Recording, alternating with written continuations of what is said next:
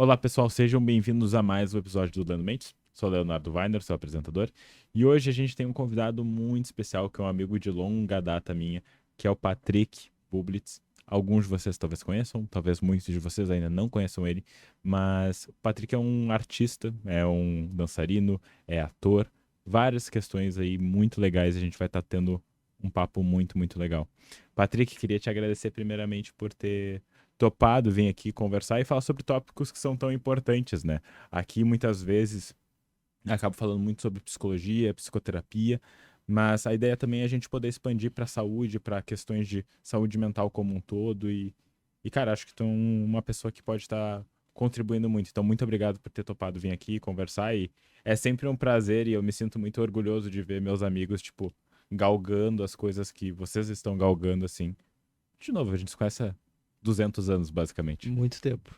Pô, se for pensar agora, 15 anos, pelo É, uns 15 menos. anos, por 15 aí. anos. 15 anos de... Nossa Senhora, faz tempo. E que isso, eu que agradeço estar aqui, poder fazer parte disso que tu tá construindo e fazendo e que eu admiro muito e tô podendo acompanhar toda a tua caminhada também.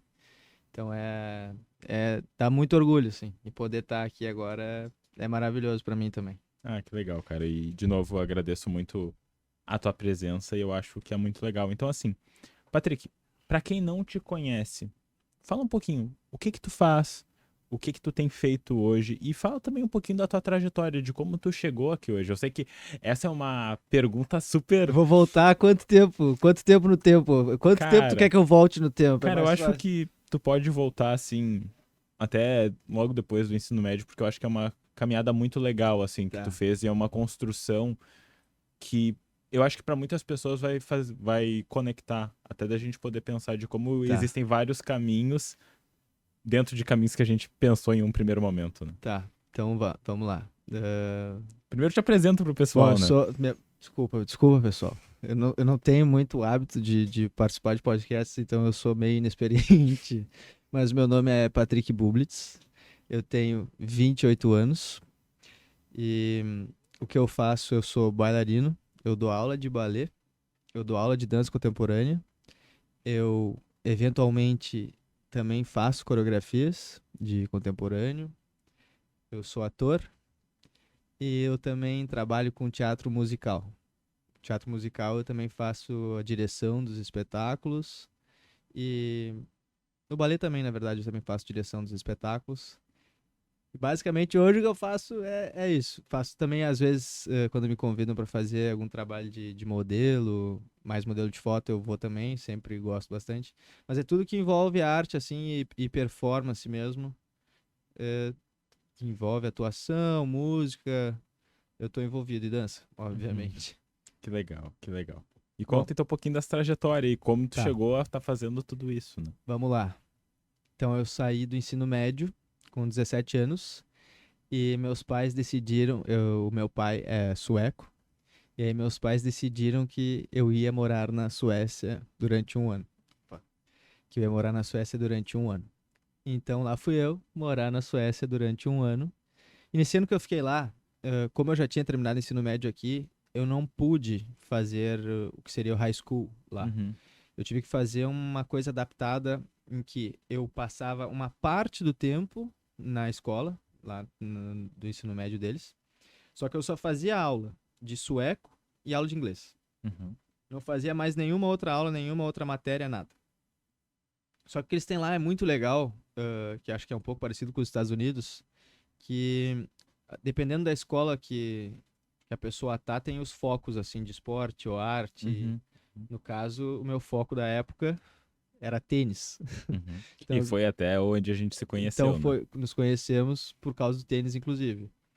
Mas então eu jogava tênis lá todos os dias e eu tinha aula de sueco 3 vezes na semana e de inglês também 3 vezes na semana. Mas o tênis era o que eu realmente fazia todos os dias lá na Suécia. Então foi um ano de muito desafio para mim, assim, foi a primeira vez que eu morei sozinho, eu tenho família lá, mas eu morava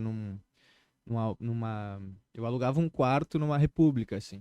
Uhum. Moravam mais 5 pessoas nessa república, assim, eram todos mais velhos que eu, um pouco mais velhos, assim. E, mas foi, cara, foi difícil, sabe? O processo, assim, de... Eu era muito ligado em vocês, né? A gente fazia muita coisa nessa época. É que eu acho que é até legal da gente pensar, né? Porque quando a gente olha assim, é muito fácil a gente olhar em retrospecto e avaliar, e às vezes avaliar até de uma maneira crítica, mas a gente tinha um grupo, e eu acho que é até legal, assim, vocês acabam conhecendo um pouco mais da gente. A gente é um grupo de amigos, assim, sei lá, de 6 a 8 guris, assim, que a gente era muito, muito grudado, e sempre foi muito grudado, acho que basicamente desde os nossos 10, 12 anos de idade, assim, e era muito. A gente sempre fez tudo junto, né? Exato. Fazia tudo junto. Fazia tudo junto. A gente, tipo, ia pro treino, daí ia pra casa, ia todo mundo pra casa do mesmo, tomava Uhum, todo mundo banho na mesma casa, daí depois ia todo mundo pro restaurante ou pra uhum. festa, ou não sei. Era tudo muito junto. Então, quando eu cheguei na Suécia e não existia ainda o. Eu não Era o sei se ele faz Skype, tempo. né? Era Skype, não tinha Uhum. WhatsApp, não tinha os grupos. Tinha no Facebook, mas a gente não usava muito. A gente não tinha muito essa coisa de foto e vídeo que nem é hoje. A gente não. A rede social era Era diferente, né? diferente, né? Era bem diferente. Tanto que quando eu estava morando na Suécia, na metade do ano mais ou menos, foi quando eu descobri o Instagram. Uhum. Foi quando o Instagram surgiu. Então, para ter uma ideia da linha do tempo ali, do que foi. E. Continua. A Aí, gente tá aqui com a vida dando risada que faz tempo. Sim, pô, gente. faz tempo, faz muito tempo. E aí, mas assim, essa coisa de, eu me senti muito sozinho na Suécia, Uhum. falando sério. Eu tenho um amigo sueco que é meu amigo até hoje, eu falo com ele com Uhum. frequência. Quando eu vou pra Suécia, eu sempre encontro ele, que ele realmente virou um amigo meu, sabe? Uma pessoa que eu considero muito, mas eu vejo pouco, porém é um amigo. Mas foi o único amigo que eu fiz nesse um ano inteiro. Pra uma pessoa que tinha essa convivência diária com vários amigos, um grupo. Uhum. Então, essa parte foi a mais difícil pra mim. Bom, daí chegou o final do ano, eu voltei. Quando eu voltei, aí, desde pequeno, eu sempre falei que eu queria ser tenista, né? E isso aconteceu, eu vou ter que falar rápido aqui, mas é porque eu fui morar na França com a minha mãe, só eu e minha mãe, quando eu tinha 6 anos. Uhum. E foi bem na época que o Guga ganhou Roland Garros, Uhum. o último ano que ele ganhou.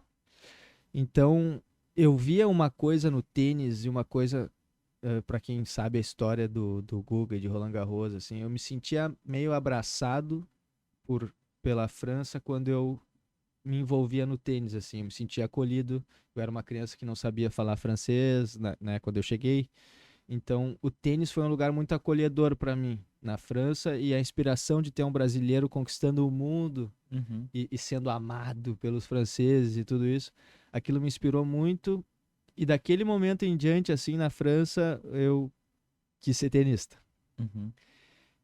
E aí, quando eu voltei da Suécia, com 18 anos, eu falei com meus pais e a gente decidiu então que eu ia ter esse ano para jogar tênis, realmente assim, só me dedicar ao tênis. Tá. Aí eu me mudei para uma cidade chamada Itajaí, que fica em Santa Catarina, para treinar num centro de treinamento lá em Itajaí, que o nome é ADK Tênis, que na época quem me dava treino era um ex-tenista profissional, o nome dele é Marcos Daniel, ele foi 56 no mundo, acho. O Patrício Arnold também dava treino, o Ivan Clay. O Patrício é argentino, o Ivan é gaúcho, o Marcos Daniel também é gaúcho, então eram eles que me davam mais treino. E todo o pessoal que muita gente do Brasil inteiro, na verdade, foi ou para Itajaí treinar ou para Balneário Camboriú, Sei que Santa Catarina, até pela própria história com o Guga, com o próprio Guga. virou realmente esse hub do tênis no Brasil. Hoje a gente já vê de uma forma mais até mais em outros polos, né? Principalmente São Paulo, Minas, a gente consegue ver mais. Mas Santa Catarina Não, sempre foi um hub, né? ainda tá lá, ainda tem. Eu acho que é uma Acho que só referência. disseminou um pouco Com mais, né? certeza, ali em São Uhum, Paulo a gente sabe, né, que tem também. Mas se a gente parar para pensar, não vamos pensar longe, vamos pensar no Rafa Matos, né? uhum. Rafael Matos ganhou o Australian Open agora, ele treina lá. Sim, sim, sim. O João Menezes, que ganhou o PAN, Tava treinando lá. Sim, sim. E o João, eu morava com o João Sim. quando eu tava morando lá. Eu dividia quarto com ele. Então, é muito louco, né? Tu vê a pessoa que tu viveu um ano, teu amigo, e ele ganha o PAN. Ou o Rafa Matos, que cresceu também com a gente sempre.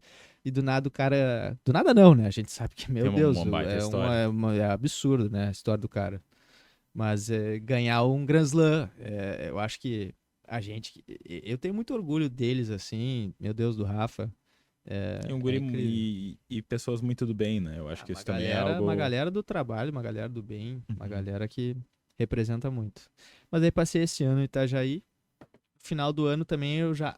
A competição do tênis. Eu acho, inclusive, que se eu tivesse tido um acompanhamento psicológico, talvez as coisas tivessem sido um pouco diferentes, mas não vou entrar nesse mérito. E aquela coisa, né? A gente tá falando aí de mais de quase 10 10 anos anos. 10 atrás, anos. e a gente sabe como a psicologia, a inserção da psicologia num meio mais, de novo, de maior fácil acesso para as pessoas não era tão fácil antigamente, e tinha muito estereótipo sobre o que era o processo de psicoterapia 10 anos atrás, que hoje em dia já está mais mexido realmente sobre isso. Com certeza. Mas aí voltei e tô em Porto Alegre. Meus pais falaram, bom, vai pra faculdade. Eu falei, tá, o que eu vou fazer? Daí, como eu falava várias línguas, falo várias línguas aí, mas na época foi o norte que eu tive, foi esse. E eu sabia que eu queria viajar, que eu queria, né, desbravar aí o mundo um pouco. Então eu falei, bom, vou fazer relações internacionais. Uhum. Acho que posso me dar bem ali nesse ramo. Aí entrei na faculdade, primeiro ano maravilhoso, me sentindo bem, tudo certo. No segundo ano, até a metade do ano também bem. Aí, da metade pro final do ano, eu comecei a questionar bastante coisa, assim. De. Não sei, pra mim parecia que eu tava muito distante de mim. Uhum. Muito distante de mim. Assim, então era o final desse segundo ano da faculdade de Relações Internacionais. E aí eu falei com a minha mãe.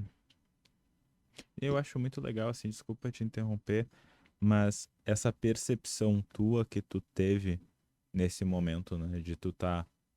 Porque talvez o mais fácil seria ter só seguido fazendo relações internacionais e ter buscado um trabalho no meio, mas esse momento de tu conseguir fazer essa reflexão interna de eu tô distante do que eu quero, eu tô distante de quem eu sou, e quão difícil às vezes é isso da gente conseguir parar, refletir e retomar alguma questão como essa.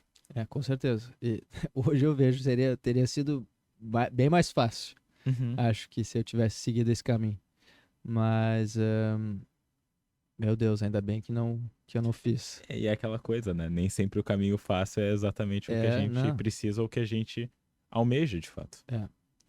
E aí eu falei com a minha mãe e foi bem numa época ali, foi setembro, bem perto do. Eu faço aniversário em setembro, então foi um dia antes do meu aniversário tinha um espetáculo de balé da minha mãe, da minha avó, né? E eu fui ver o espetáculo, como sempre.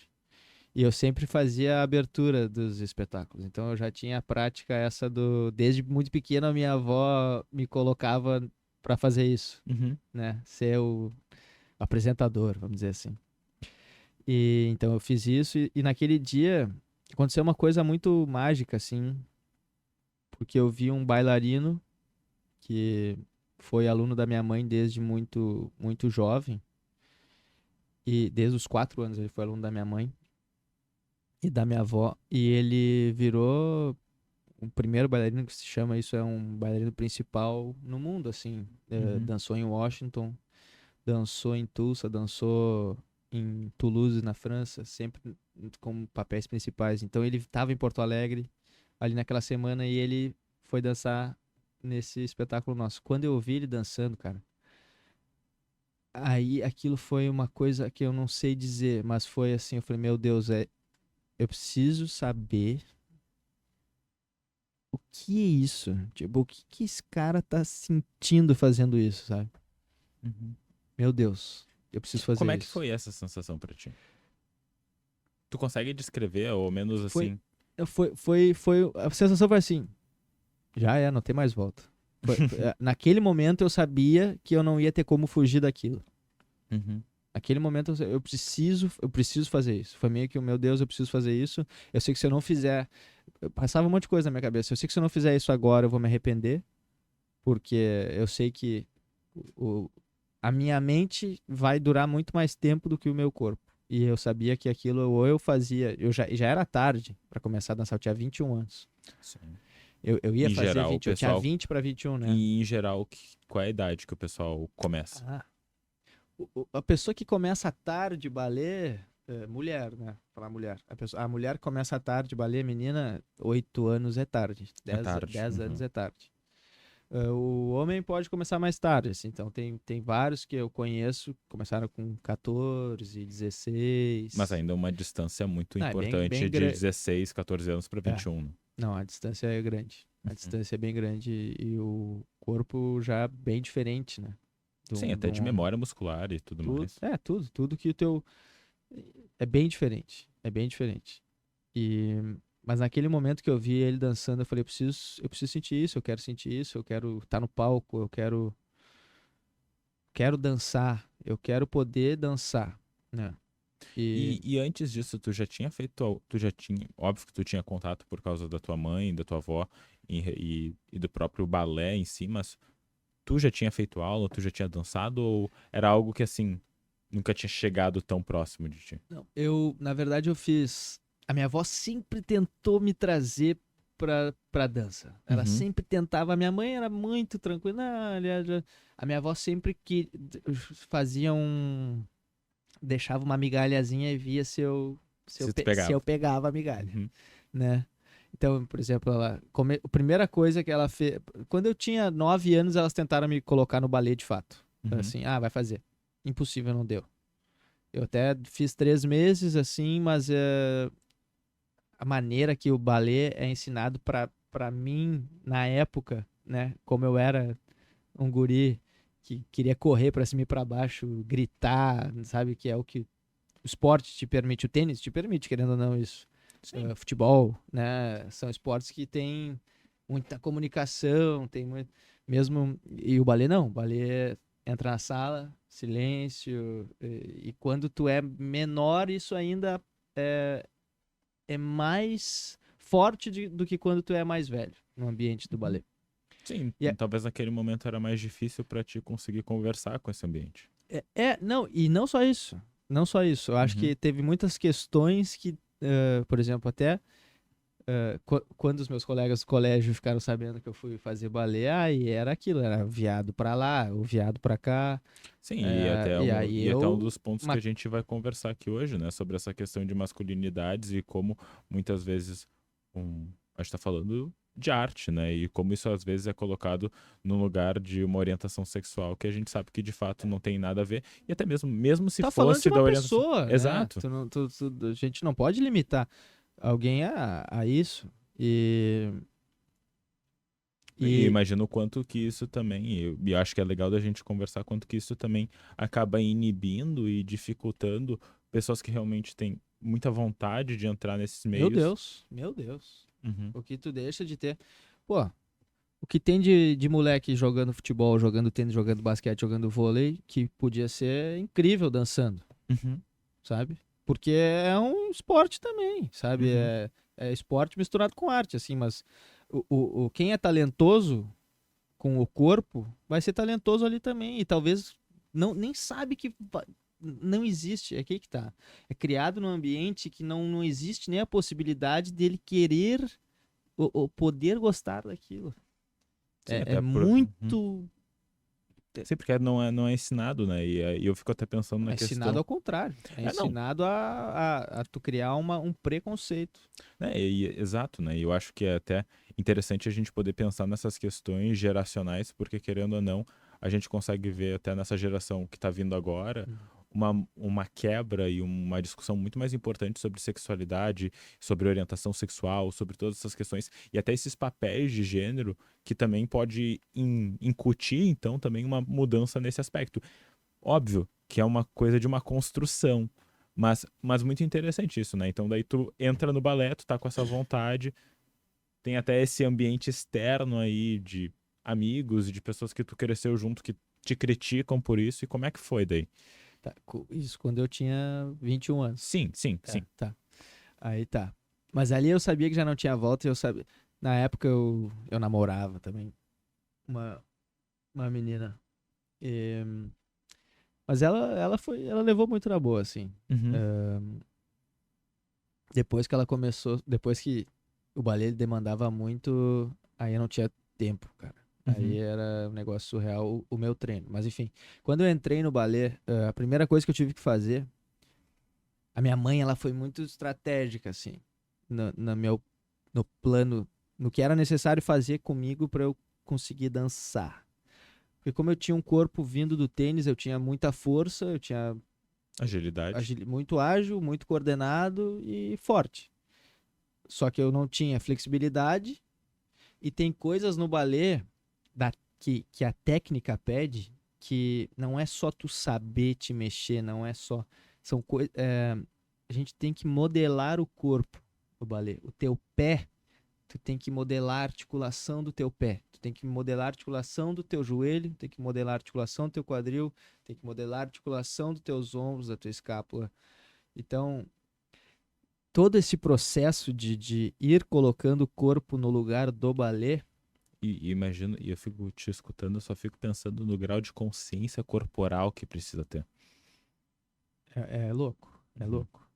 É louco mesmo. E acho que o bailarino, com certeza, ele é uma pessoa que realmente vive o balé assim, em alto nível. Ela tem um entendimento, uma consciência corporal muito elevada. Muito Uhum. elevada. Bom, aí foi setembro, né? Aí minha mãe falou: não, até janeiro tu não vai fazer aula de balé. Tu vai fazer uma atividade, um exercício chamado Gyrotonic, que é uma atividade criada por um cara chamado Júlio Horvat. Esse cara ele foi lutador de boxe, bailarino, yogi, nadador, e ele criou essa atividade. Multiatleta. Não, esse cara é um fenômeno, tá? E ele desenvolveu um monte de equipamentos, assim como o Pilates desenvolveu do Pilates, Uhum. esse Júlio Horvat, ele desenvolveu do Gyrotonic, que é tudo pensado, essa atividade é toda pensada em espirais e abrir espaços na articulação e consciência corporal.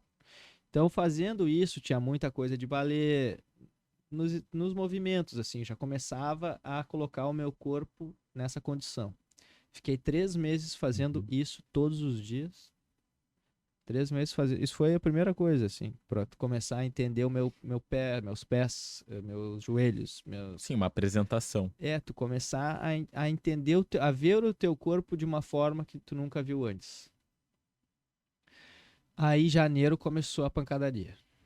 Aí, janeiro, o gyrotonic eu continuei fazendo todos os dias por muito tempo, tá? Mas daí, janeiro, eu começava 8 da manhã fazendo gyrotonic. E aí, bom, mas que foi em janeiro e foi em diante, assim. Tinha dias que eu começava às 7, tinha dias que eu começava às 8. Uhum. Mas enfim, o meu treino era ou das 7 ou das 8 até meio-dia, meio-dia e meio. Eu tinha essa aula de gyrotonic, depois eu fazia uma aula de preparação física só de balé mesmo, específica. Depois eu tinha aula de balé, de hora e meia. E depois eu tinha coaching, que era só eu, aula particular, Uhum. de balé, eu e o professor que estava dando aula. Isso de manhã.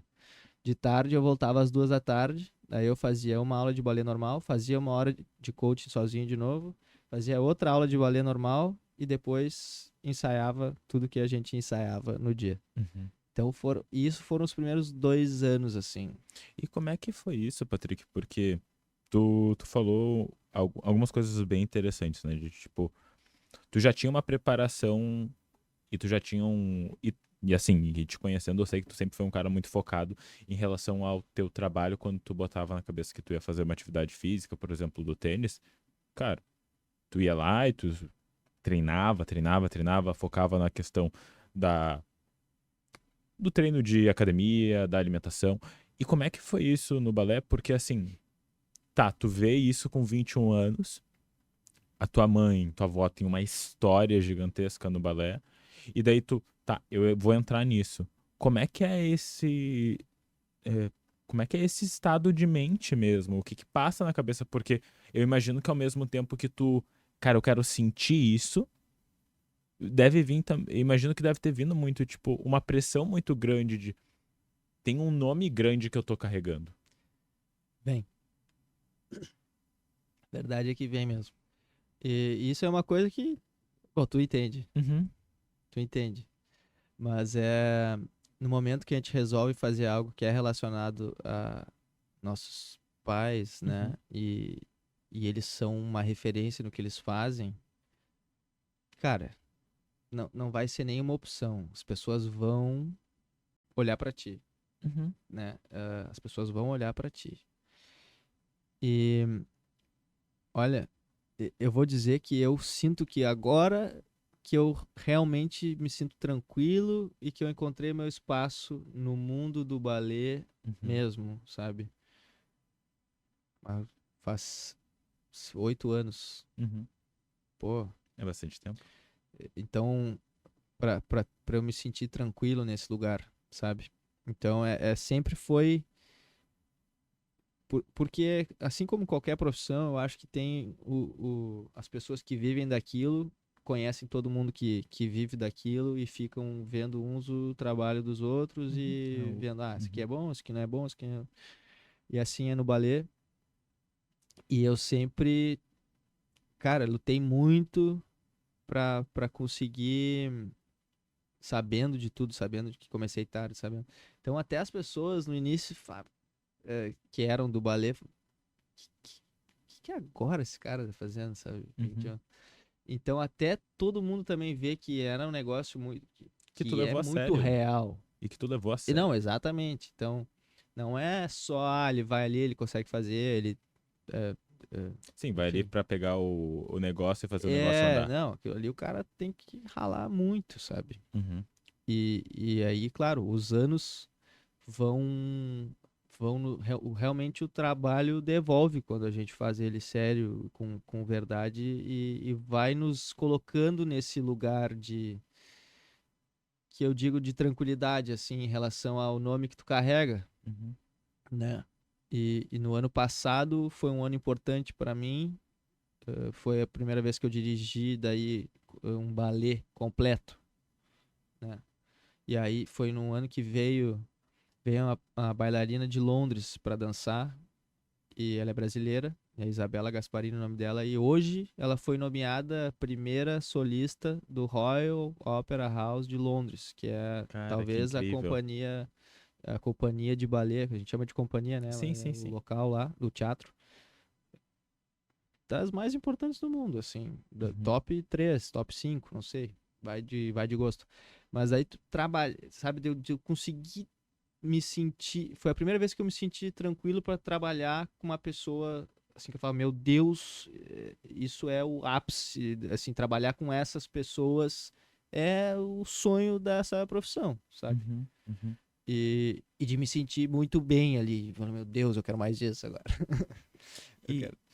e daí deixa eu quero depois entender um pouquinho como é que foi esse processo até de, tipo, de todo o esforço que tu teve que fazer e de correr atrás realmente aos anos que de repente que tu não começou antes e que por N razões que tu tentou com o tênis, mas qual foi o momento e já houve um momento onde tu sentiu aquilo, que tu viu aquele bailarino pela primeira vez com 20 anos que tu fez assim, esse foi o momento. E se tu consegue apontar qual foi esse momento? Eu acho, eu acho que eu tive alguns momentos muito iluminados assim, que me fizeram sentir muita gratidão pela gratidão no sentido de ter realmente confiado na intuição que eu tive ali, né, e ido atrás e trabalhado para aquilo.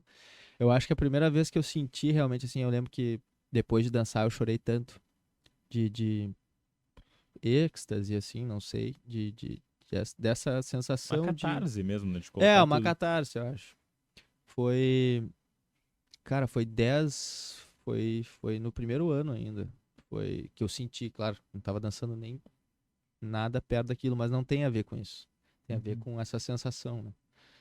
E isso foi 10 meses depois desse janeiro, foi outubro ali, de 2016.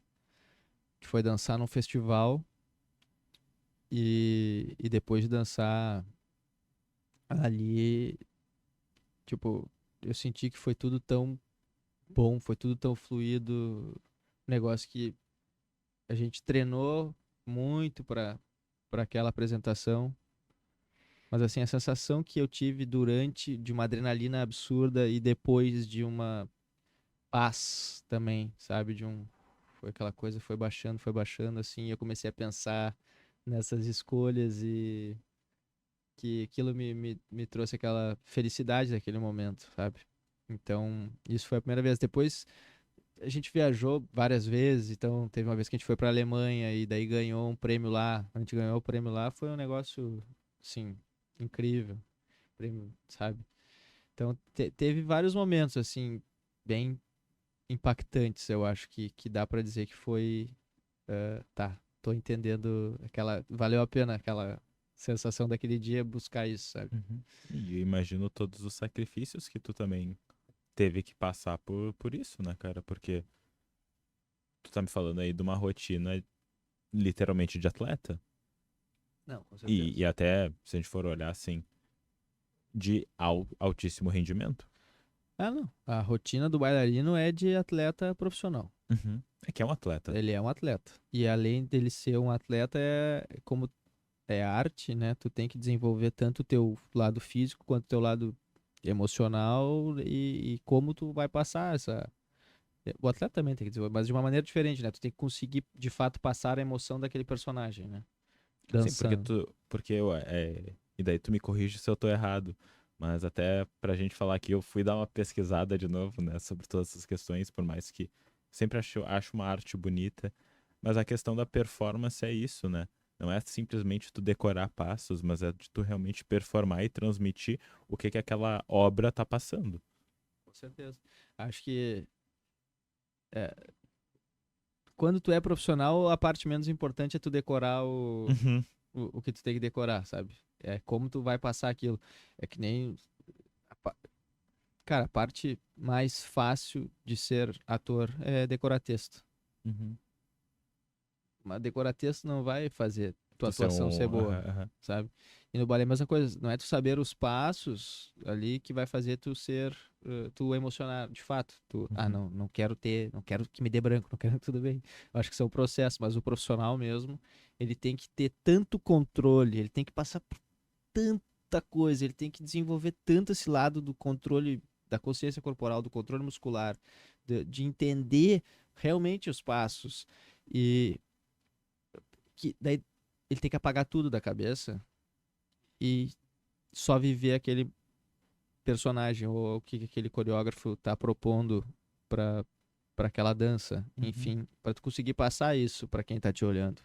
uhum, Senão é impossível. uhum. Se eu tô dançando, querendo te passar algo e eu tô só preocupado com o passo que eu tenho que fazer, eu não vou te passar absolutamente nada. Sim, porque tu tá conectado. Tem que estar conectado, tem que estar na zona. É aquela coisa, né, do estado de flow, mas eu acho que mais que o estado de flow é a questão de presença, de tu estar realmente Tem que estar presente ali. e entendendo, né? Tu tem que ter uma. Óbvio que há um grau de interpretação, mas além da interpretação, da conexão realmente com aquilo que tu tá fazendo. Com certeza. Com certeza. E daí, Patrick, mudando um pouquinho, mas ainda muito no balé, uma das coisas que a gente vê, assim, muitas vezes. Que é passado em mídia e a gente vai ver, tipo, até mesmo em filmes e tudo mais, é um grande criticismo e de uma forma muito crítica que professores de balé podem ser, por exemplo, com alunos ou até diretores. Isso há verdade nisso? Não há verdade Tá. nisso? Há uma modificação também para uma compreensão assim do impacto que isso pode ter em saúde mental em alunos e alunas? Como é que é? Como é que tá isso hoje? Como é que foi isso? Eu acho que, assim como tudo no mundo, isso vem melhorando no balé também. Uhum.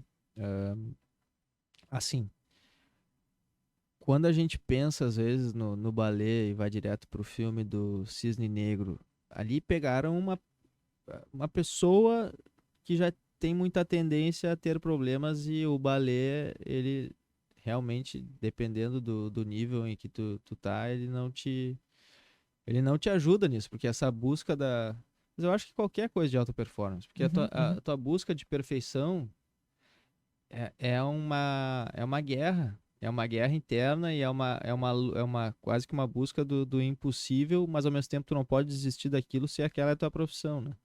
Sim, é Então, uma questão até, de repente, de entender que tu não vai ser claro, perfeito, mas entender que tu pode ter um ótimo resultado ainda com assim. certeza. Tá aí a importância do acompanhamento psicológico, por Uhum, exemplo. Mas assim, falando do lado de diretores e, cara, isso existia. Hoje em dia existe menos, eu vou dizer que ó, isso aqui, ó. Hoje em dia eles têm que se cuidar mais, porque qualquer coisa a pessoa já, ó, pega uhum, ali, filma, eles não podem. Então isso aqui, o celular é maravilhoso, uhum, sabe? Porque tinha muita, eu acho que realmente comigo nunca aconteceu nada. Mas uhum. como, daí também entra no fato, eu entrei no ballet com 21 anos, e ninguém nunca tentou mexer comigo, sabe? Sim, e, É diferente tu ter e, 15 anos, tu ter 14 anos, tu mega influenciável, as pessoas que estão falando contigo são pessoas geralmente que tu admira muito, sim, tem uma posição de são poder muito pessoa com uma importante. posição de poder, sendo homem, sendo mulher, o que quer que seja. Uhum. Então, é, é muito vulnerável esse jovem ali Claro. dentro. E depois, no balé, a gente usa só a roupa colada. Uhum. Então, cara, é, é assim que é o balé. Ginástica também, mas assim, é assim que é o balé, é essa roupa que tem que usar, e bororó. Beleza? Agora, a gente achar que isso não deixa a pessoa que está usando essa roupa mais vulnerável ainda, Uhum. tem que saber que deixa. Uhum. Porque tu tá pra. Cara, tu tá completamente Exposto. exposto. Tu tá exposto num nível assim absurdo. Então, qualquer correção, às vezes, que um professor vai fazer ou não, ou qualquer fala que ele vá dar, tem que, tem que, assim, É que é precisa ser duro. ponderado, né? Tu tem que acertar o ponto ali pra pessoa não entender. A pessoa tem que entender que tu tá falando realmente da técnica dela e que ela pode chegar em tal lugar, ou que tu tá falando da artisticidade dela que ela pode chegar em tal lugar. E achar, ter que achar esse lugar em que não fiquem coisas. Mas será que ele tá falando do meu corpo? Sem mal entendidos. Será, sabe? Não, e tem. Não, mal entendidos e não só mal entendidos, como críticas e Pô, apontamentos e questões tem coisa abusivas e tudo ridícula. Às mais. vezes tu tem um professor, ele vem ali pra te ensaiar uma semana antes de tu dançar em algum lugar, ou Uhum. vem te dar aula e tal, e ele vai lá e muda umas coisas, eu falo, ele te pega num dia ali que, sei lá, tu realmente tá com dor na canela, que isso acontece muito no balé, dor na canela. E aí e aí a pessoa tem que sentar, às vezes, de dor, sabe? Na Uhum. canela. Parece que tá tomando soco na canela. E aí vem o cara e fala: fulano é preguiçoso, sabe? Sim, te esculhamba. Acaba contigo, não me conhece, cara, Uhum. sabe?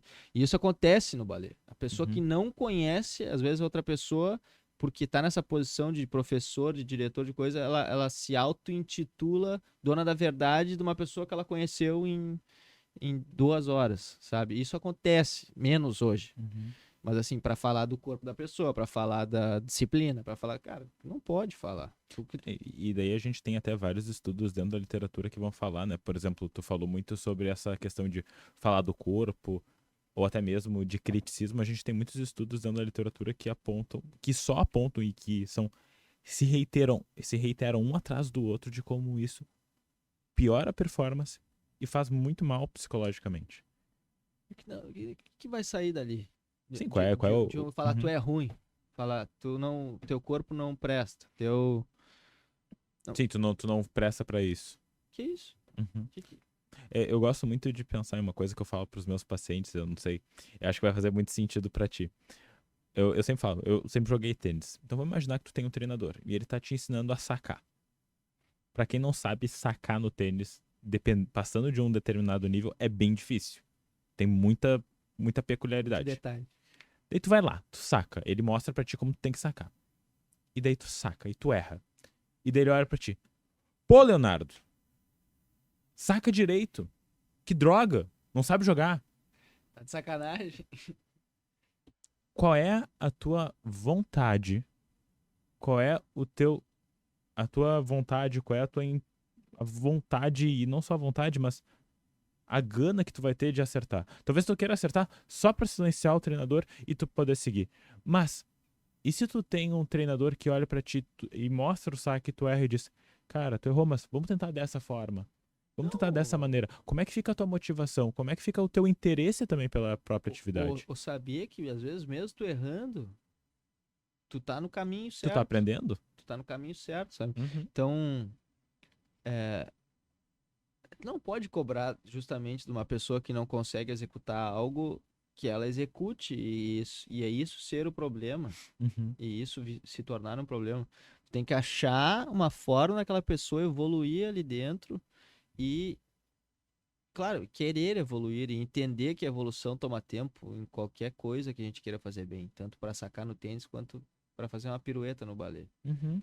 E, e eu acho que são duas coisas assim que o processo ele é muito importante e ter que ter uma pessoa realmente que fale, eu acho, é por aí. Paciência, paciência, é E por eu acho aí. que entra nisso, né, Patrick? Um bom treinador é uma pessoa que também vai te acolher, que vai poder validar esse processo. E vai poder mostrar. E validar, e não quer dizer que não vai apontar quando tá errado. É aquela Não, velha história de, por exemplo, o que que é um bom cuidador, por exemplo, de uma criança? É, é uma pessoa que vai botar limites afetivos, então assim, uma mãe, um pai que deixa a criança dormir a hora que quiser, acordar a hora que quiser, não é um bom jeito de não, fazer um cuidado, mas é aquilo de poder chegar e falar, olha, teu horário de dormir é esse.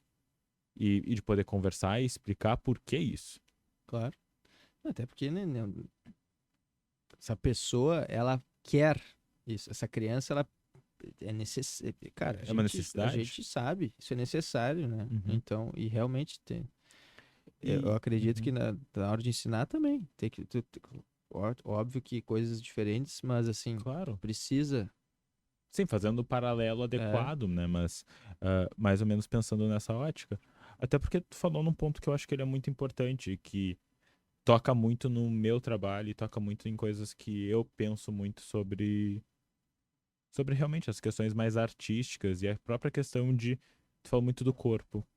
E a gente sabe que tem dentro da literatura muitos estudos que vão mostrar o grau de insatisfação corporal que artistas em geral vão ter sobre o seu corpo. Como é que tu vê isso no balé? Até mesmo desses comentários de outras pessoas, mas até dos próprios bailarinos e bailarinas. eu acho que o bailarino já é muito suscetível a se julgar Uhum, ah, em tudo. Na técnica, na aparência, né? O corpo não é diferente. uhum, E, e assim, muitas vezes. Ai, cara, é um negócio que eu tento sempre reiterar. Se tu parar de comer, tu não vai emagrecer, por exemplo, sabe? uhum, Tu vai ficar mais fraco, tu vai ficar, tu vai- cara, só vai gerar coisa ruim tu não te alimentar, sabe? uhum, Negócio, e o bailarino ele se julga muito, realmente. E eu acho que todo mundo tem talvez um certo grau de auto-julgamento, mas o bailarino eu acho que tem um pouco mais, uhum, porque tu tá sempre exposto. uhum. Então, tu tá preocupado, a pessoa fica preocupada com essa exposição que ela tá fazendo dela mesma, né? Ela quer aparecer É, o e melhor que ela imagina ser, né? O melhor que é pra ela, não é às uhum, vezes a bailarina tá se achando linda, e às vezes só às vezes a bailarina tá se achando linda, vai lá e tu olha pra ela e fala, meu, talvez ela tenha que ver se ela tá bem, sabe? uhum, Então, Porque a pessoa, às vezes é que nem o cara que é muito forte e ele acha que às vezes ele também não tá ainda muito forte. Sim, e daí a gente vai entrar até no quesito que a gente vai falar de dismorfia corporal, né? Dessa distorção da imagem corporal e dessa percepção equivocada que a nossa imagem corporal muitas vezes a gente tem, né? Então vão ter até algumas questões que a gente tem um print interno do que a gente é, só que quando às vezes a gente olha no espelho a gente tá vendo É outra coisa. Então, até mesmo da gente poder entender isso, porque até mesmo por essa exposição que tu falou, às vezes as pessoas se sentem no direito de estar comentando sobre o corpo do Patrick, da Mariazinha, do fulano, da ciclana, porque estão performando, mas na verdade o impacto que isso tem, de novo, é muito prejudicial na autoimagem, e a gente sabe que esse impacto na imagem corporal, que pode gerar essa insatisfação corporal, está muito associado ao desenvolvimento de transtornos alimentares, por exemplo. Com certeza. Então, é, a gente tenta falar ao máximo, assim, que realmente, pô, o bailarino ter o corpo de bailarino não é um corpo sem músculo, não é um corpo, sabe? Tu tá fazendo uma atividade física. Se tu for olhar hoje, é, claro, vão ter as bailarinas super magras e tal, mas não é mais o padrão, Uhum. assim. Hoje tu vai ver muita bailarina que é forte, cara. Uhum. Sabe? Tu vê, tu olha a pessoa e fala, tá, essa Uhum. pessoa é atleta, Uhum. sabe? Uhum. Realmente. E por isso que eu acho que tá tudo muito indo pro caminho bom da coisa, assim, em relação ao corpo, em relação a como as pessoas até, porque às vezes os próprios diretores, professores comentavam do corpo, Uhum. porque queriam aquela coisa Sim, seca, aquele sabe? ideal de beleza Aquele anterior. ideal lá Uhum. de, sei lá, 1900 E aí daí entra aquilo, né? A gente sabe que há uma tendência, e o que a gente vai vendo dentro das pesquisas é que há uma mudança também no que é o ideal do corpo, e a gente está indo mais para um corpo mais musculoso. Mas a gente volta de novo para aquele ponto, que a questão é de não falar sobre o corpo, é, de não focar nisso, e da mesma forma que tu tá me falando aí dessa quão.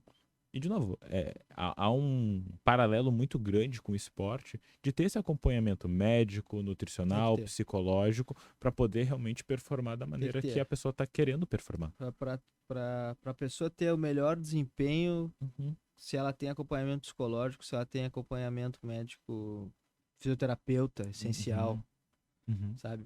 Para mim, psicólogo, assim, ó, qualquer atleta, eu vou dizer, uma bailarina também, mas quer performar num nível alto, que tenha pressão, porque vai ter pressão. Tudo que a gente faz em alto nível tem pressão, a claro. nossa mesma e de tudo, porque a gente sabe que é assim que funciona. Esse é o mundo, não adianta a gente ficar.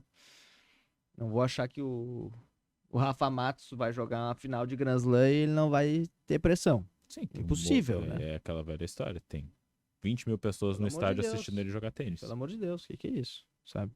Pressão, sabe? Então o cara tem que ter, o atleta, o bailarino, pra mim, tem que ter acompanhamento psicológico e tem que ter um fisioterapeuta. Além de todo o staff dele de treinador e Uhum, preparador físico, né? Mas eu acho, e tá, nutricionista, óbvio. Mas, realmente, assim, fisioterapeuta e acompanhamento psicológico fazem a pessoa ter uma vida muito melhor. uhum. Muito melhor. Muito melhor. Isso eu tenho. Isso aí eu posso falar. Vou falar pra sempre. Quando surgir até uma coisa que eu acho que dá pra estar junto com esses dois, eu também vou falar, tem que estar junto.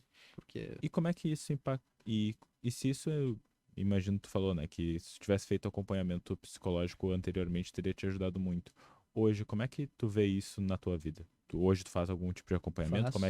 Como é que isso te impacta também pra tu tá performando com esse desempenho, de tu tá conseguindo dirigir tudo isso, fazer tantas coisas como tu tá fazendo? Eu acho que eu faço terapia já faz um tempo. Uhum, E já fiz, parei, voltei, mas assim, sempre fazendo. Agora eu já tô contínuo, vai fazer, sei lá, mais de um ano. Um ano. uhum, Mas sempre que eu faço é bom demais. uhum. Sempre que eu tô fazendo é muito bom. E realmente muda a minha performance, assim. Claro. Muda, porque é o momento que tu realmente tem que chegar ali, tu tem que é um respiro.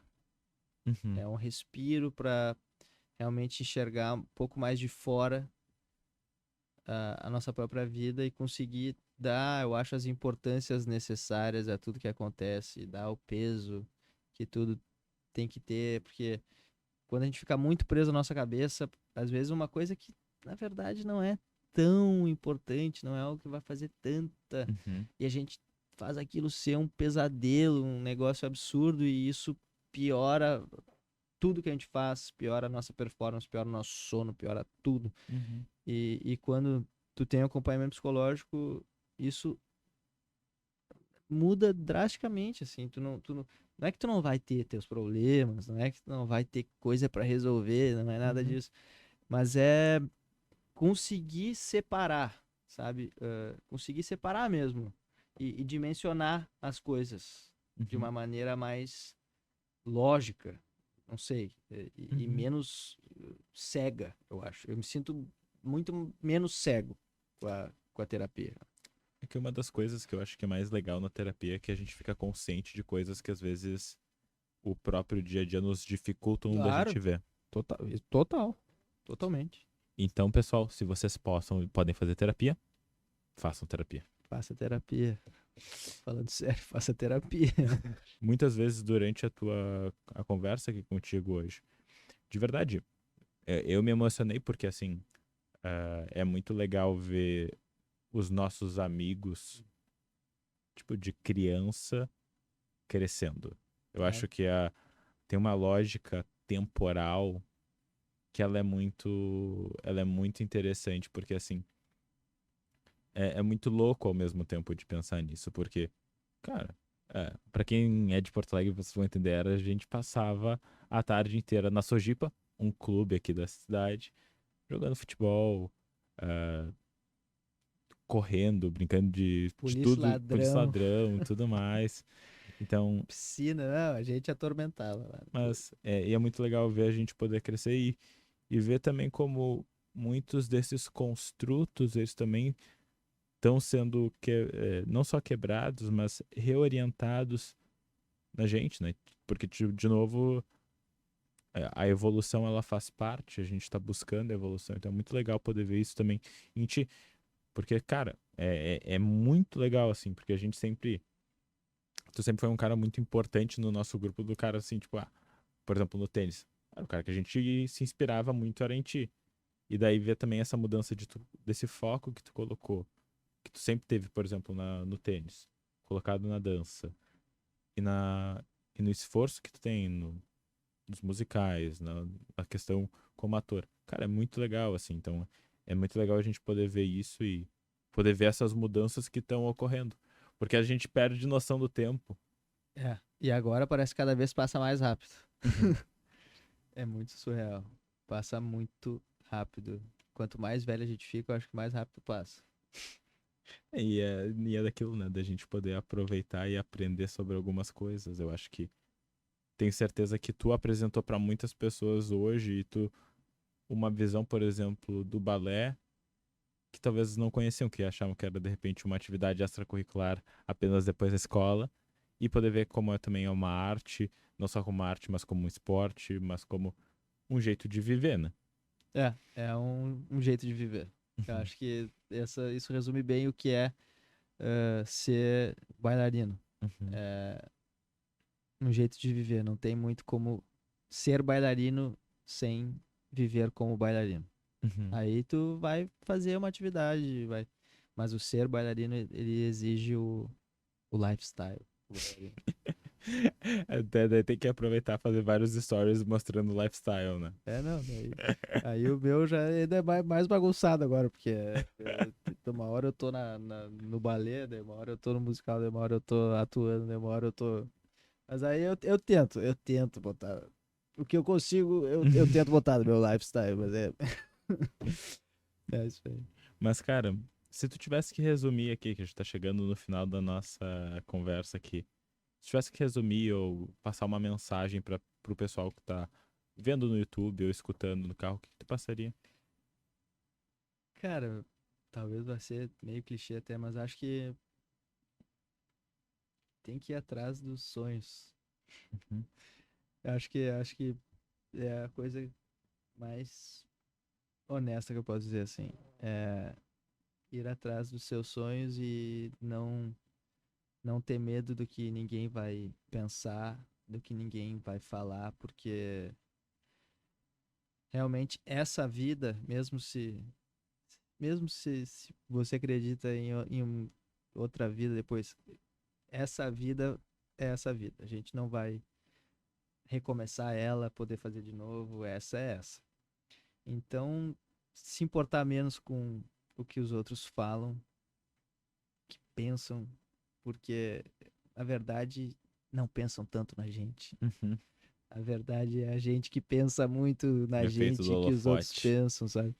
Então, se preocupar menos com isso, eu acho que isso é talvez é a coisa mais importante a se desprender desse tipo de pensamento e realmente aí sentir essa liberdade de ir atrás do que se ama, do que se acredita e do que se sonha e ter persistência e fazer tudo com essa vontade, com essa determinação de ter uma visão de algo que você queira muito viver e, e ir em busca disso incessantemente e sempre junto com as pessoas que te fazem bem e que possa ajudar também no caminho, eu acho. E essas pessoas vão surgindo e vão saindo, as pessoas vão entrar e sair da vida da gente. Mas realmente ir atrás dos sonhos, porque eles são possíveis. São, sabe, tudo isso que a gente tem hoje de tecnologia foi sonho de alguém. A pessoa idealizou isso e ela fez, o avião foi sonho de alguém. Então, tanta coisa importante na vida da gente hoje vieram de sonhos.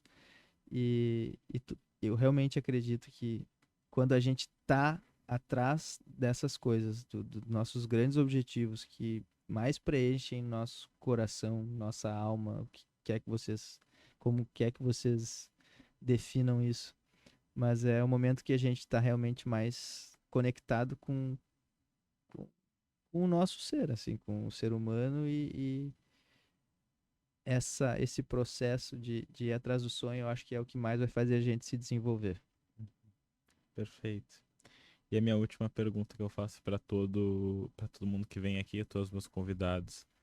Patrick, se o Patrick criança, o adolescente estivesse escutando o podcast aqui agora, estivesse vendo o podcast, o que tu falaria pra ele?